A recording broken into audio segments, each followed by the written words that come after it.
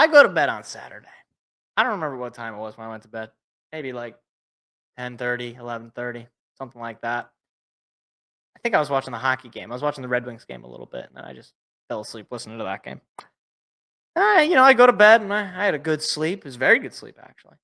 And I wake up, and I'm seeing all sorts of notifications on my cellular telephone about Luka and trading, and I was like, what?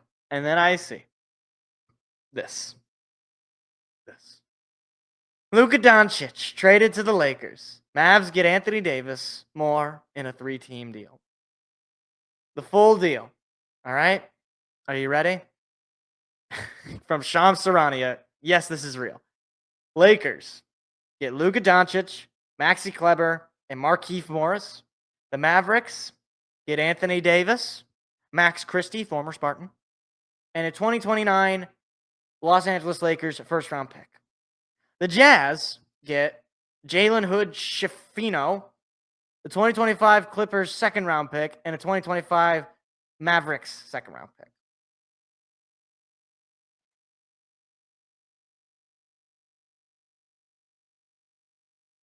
But wait, there's more. Luka Doncic, according to Mark Stein, NBA or Dallas Insider, Luka Doncic did not request a trade. A league source tells the Stein line, at the Stein line, Mark Stein. The Mavericks did this on their own accord, getting back Anthony Davis, only one future first-round pick from the Lakers in 2029 for a 25-year-old regarded as a future MVP. They did this for no reason. No reason. They just said one day, hey, you want Luka? And the Lakers like, sure. But wait, there's more. From the Bill Simmons show, Goldsberry, who is a guest, I don't know what his first name is, but that's where this is coming from. The Luka Doncic deal originally included multiple first-round picks, Dalton Connect, and more, but was chiseled down after Rob Pelinka was able to convince Nico Harrison, the GM of the Mavs, Rob Pelinka, the GM of the Lakers, that taking on Luka Doncic was a big risk due to his weight and injury history.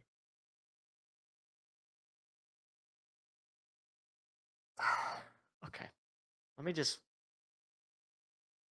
Basically, Rob Pelinka said to Nico Harrison, hold on, I got the drop. He said to him, he's fat.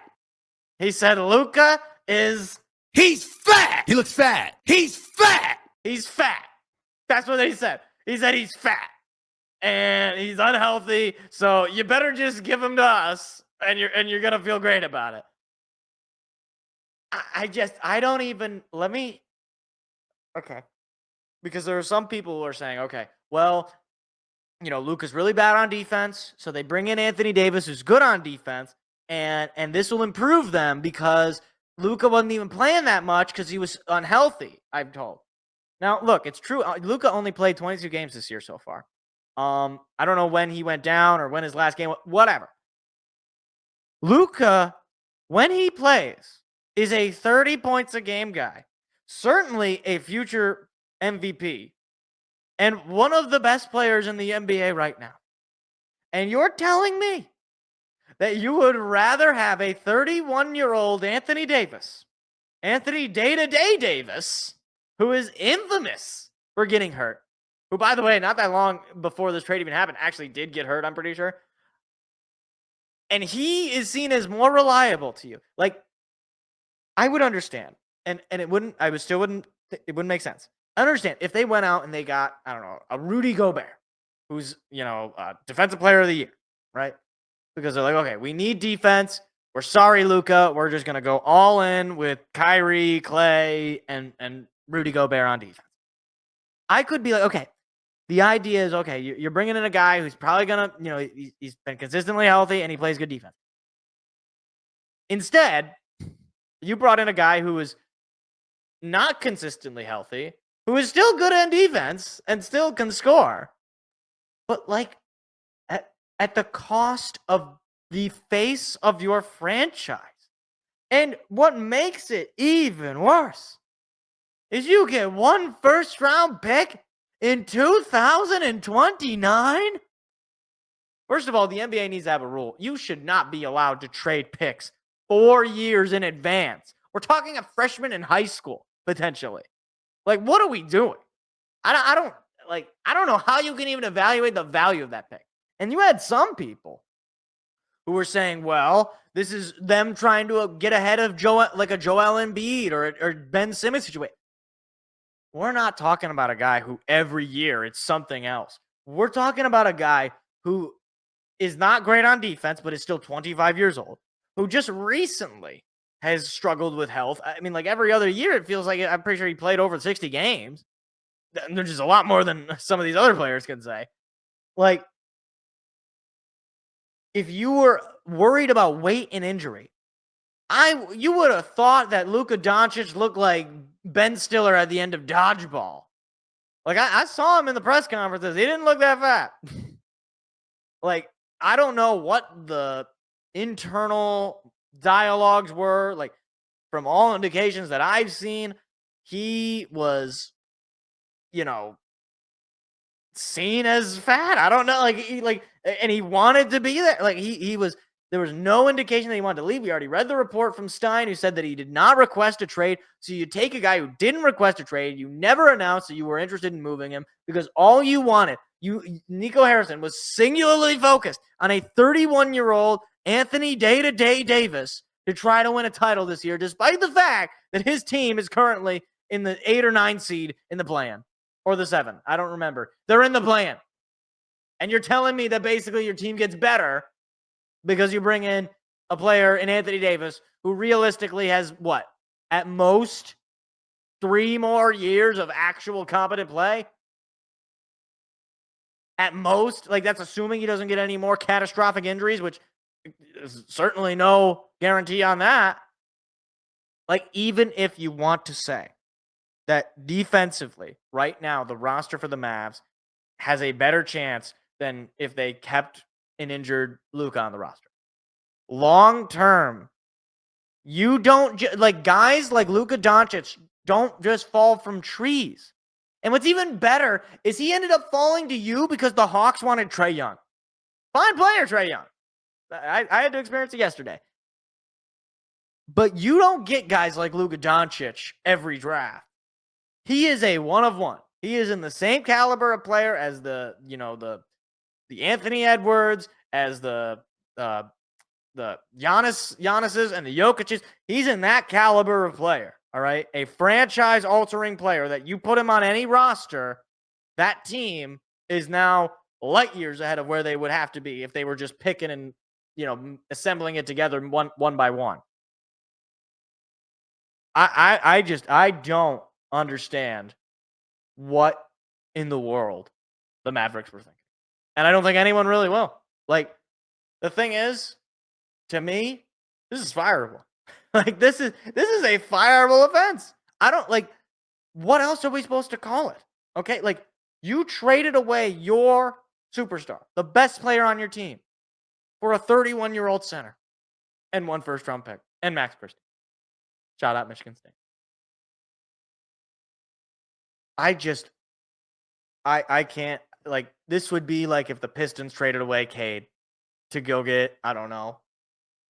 I was going to say Blake Griffin, but obviously that sort of thing already happened. It'd be similar to that, basically. Like a guy that is, you've built your franchise around to this point. You literally just got to the finals. Like, why are you even selling? Like, and don't say this isn't selling, all right? Picking up Anthony Davis, who LeBron clearly no longer wanted to be involved with. Although, to be fair to LeBron, nobody knew what was going on in this deal. No player. That's it. Like, you don't bring in any other teams. You don't leverage teams against teams. If you are seriously saying you do not want to keep Luka Doncic, why are you not telling the league, hey, come call me about Luka. I'd like 10 first-round picks. And you know what's crazy is I even saw a report. I saw a report today that they were also interested in bringing in what's his name? Kevin Durant, I think. I think it was Kevin Durant. Let me actually double check. Let me double check just to make sure that I got that right. Yeah, Kevin Durant. This is from I don't even know what the guy's name is. Some guy from the New York Times. Basically, they're interested in trying to get Kevin Durant. You know what would have made that a whole lot easier? If you, I don't know. Maybe you just got more than one first-round pick for Luka Doncic. More than one. If you would have gotten 3, you could make a trade for Kevin Durant easily. You could have traded all those picks for Kevin Durant.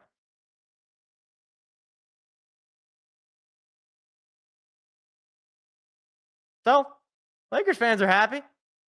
And whatever, more power to them. They just pulled off the heist of the century.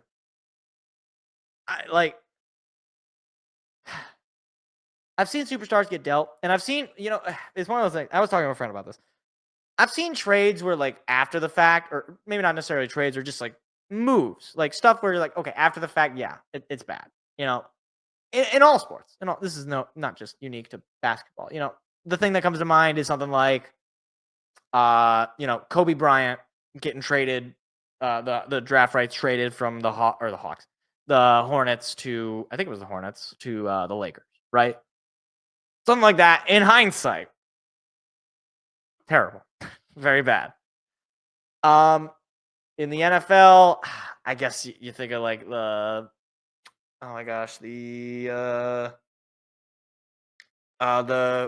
Ricky Williams trade. That one, in hindsight, very bad. I mean, it was kind of bad at the time, but this one, it's not just bad in hindsight. It's bad in right now. Like right now, the Mavs just sold any chance they think they have at a future long term. You could have had basically Dirk Nowitzki 2.0. You could have had a European player come in and revamp the Dallas Mavericks and bring them to potentially another championship. Luka Doncic is responsible for 1/3 of your finals appearances as a franchise.